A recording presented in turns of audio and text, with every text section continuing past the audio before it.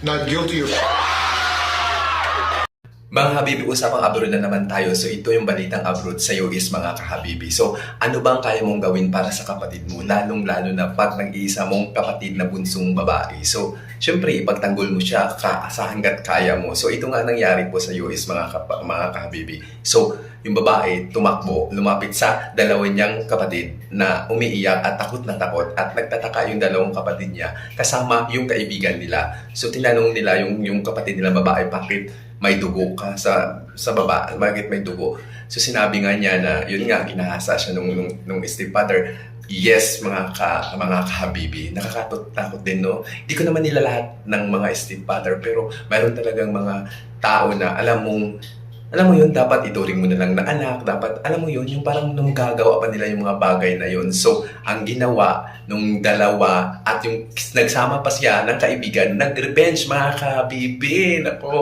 So yun na nga mga kahabibi, sinugod nga nila yung stepfather nila sa bahay at of course, nagsama sila ng kasama nilang kaibigan, isang kaibigan. So tatlo sila sumugod sa bahay ng stepfather nila at yun, nakatikim sila ng masamang salita at yun, pinapalayan sila, umalis sila. Ngayon, akala ninyo, tapos na yun. Tapos na, hindi pa tapos mga kahabibi dahil bumalik sila at yun, tinuluyan nila yung stepfather nila at hindi pa talaga sila yung sa galit nila, sobrang galit, nilagay nila, inano nila yung stepfather nila doon sa yard at doon na nga, wala na, tigok na ano na talaga nila, inatay talaga nila. So, ang nangyari, wala na. So, ending noon, matagal bago nakita nga na wala ng buhay yung tatay nung stepfather nila. So, ganun talaga mga kabino, ang mangyayari sa'yo, yung parang inis na galit ka, punong-puno ka na talaga, di ba?